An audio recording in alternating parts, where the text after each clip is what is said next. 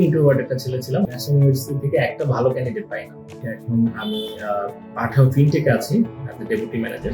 রাশেদুল ইসলাম রাসেল, আমাকে রাসেল নামে আসলে সবাই বেশিরভাগ চিনে বিএনসিসিতে। বিএনসিসির যাত্রা শুরু হয় আমার আসলে 2000 সালে।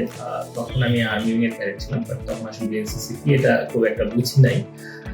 পরবর্তীতে তিতুমির কলেজে এসে এয়ারফোর্স উইং এ জয়েন করি 2003 সালের দিকে। তখন থেকে আসলে বিএনসিসি কি বোঝা শুরু হয়।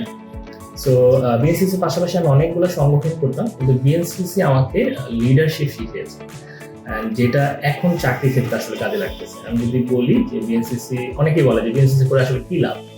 বিএনসিসি করে আসলে পাওয়ার জন্য কোনো কিছু লাভ নাই, কিন্তু পাওয়াটা পরে হয় যখন বিএনসিসি ছেড়ে দেওয়া হয়, বিভিন্ন অর্গানাইজেশনের লিডারশিপ পজিশনে কাজ করা যায়। আমি যদি বলি আমি এখন পর্যন্ত জব করতেছি, এটা প্রায় 13 বা 14 নম্বর হবে, আই থিঙ্ক, আমার মনে নেই। সো আমি এই যে বিভিন্ন রোলে জবগুলো করছি, এইটার একটা মূল কারণ হচ্ছে বিএনসিসি। কারণ আমি খুবই ইন্ট্রোভার্ট একটা ছেলে ছিলাম, আমি কথাই বলতে পারতাম না, আমি মিশতে পারতাম না মানুষের সাথে। এই মিশা, এই কথা বলা, এগুলো শিখেছি বিএনসিসি। সো আমি নতুন জেনারেশন যদি যারা আছে তাদেরকে আমি বলবো যে এখন আমার প্ল্যাটফর্ম থেকে আমি যেটা দেখি যে আমি অনেক সময় ইন্টারভিউ নেই, সো ন্যাশনাল ইউনিভার্সিটি থেকে একটা ভালো ক্যান্ডিডেট পাই না।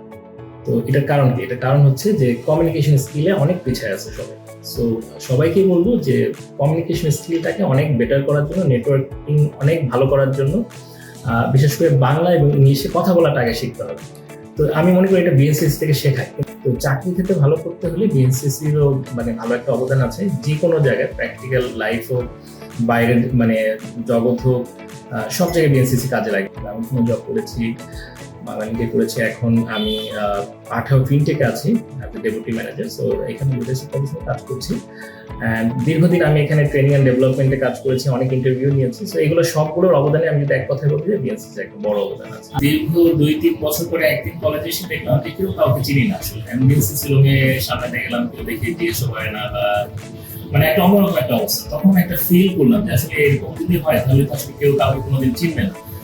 সো তখন আমি জসিম ভাই, হাবিব ভাই, ওয়াহিদ, তারপর হচ্ছে আমাদের গুরু রাশেদ ভাই, আলাউদ্দিন ভাই, তো এই সবাইকে নিয়ে আমরা একটা প্ল্যান করলাম, যদি সবাইকে আমরা যদি একটা গেট টুগেদার করতে পারি তাহলে সবাইকে আমরা একটা প্ল্যাটফর্মে আনতে পারবো। জুনিয়র সিনিয়র মতো একটা ভাতৃত্ব তৈরি হবে, নবীন প্রবীণ একটা মিলন মেলা করা যাবে। তো এই যে নবীন প্রবীণ মাথায় আসলো, এইটার মাধ্যমে তখন আমি চিন্তা করলাম একটা লগো বানাই আমরা নবীন প্রবীণের, এবং একটা গ্রুপ ক্রিয়েট করি, এবং যেই কথা সেই অনুযায়ী কাজ। সমাজে ছিল 2011 সাল, তখন কিন্তু ফেসবুক এত পপুলার না, সবার ছিল না, সবাইকে কানেক্ট করা পসিবল হচ্ছিল না।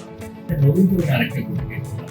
এই ব্যাপারে আমাদের সবচেয়ে বেশি হেল্প করছে ক্যারাকাটা অফিসার ওয়াহিদ, ক্যারাকাটা অফিসার দুই সাব্বির, ছোট সাব্বির এবং বড় সাব্বির, এবং পাশাপাশি হায়দার সহ ওয়াহিদের বিশাল একটা টিম, এবং আরো অনেক জুনিয়র ক্যাডেটগুলো যাদের নাম এই বর্তমানে, বা সবাই হেল্প করছে। তো এইটা করার পরে যখন আমরা একটা প্রথম ট্যুরের প্ল্যান করলাম, এবং সেটা ছিল মঙ্গলবার, সময়টা মনে হয় 2012 সাল হবে, এবং বাস আমাদের অনেকবার নষ্ট হয়েছে, বৃষ্টির দিন ছিল, চায়ের দোকানে চা খাওয়া, রাস্তায় বসে আড্ডা দেওয়া, গান গাওয়া, অনেক মজা ছিল এই ট্যুরটা। তো সেই ট্যুরে আমরা নবীন এবং প্রবীণদেরকে এক করতে পারি, এবং সেখানে অলমোস্ট 60 পিপল গেট টুগেদার হয়, এবং দারুণ মজা হয়। এরপর থেকে প্রতি বছরই নবীন প্রবীণের ব্যানারে আমরা অনেকগুলো গেট টুগেদার করি। টানা এখন পর্যন্ত বলা যায় যে প্রতি বছরই একদিন প্রোগ্রাম হয়, আগে আরো বেশি হতো, এবং সেইটার মাধ্যমে কিন্তু তোমাদের সাথে পরিচয়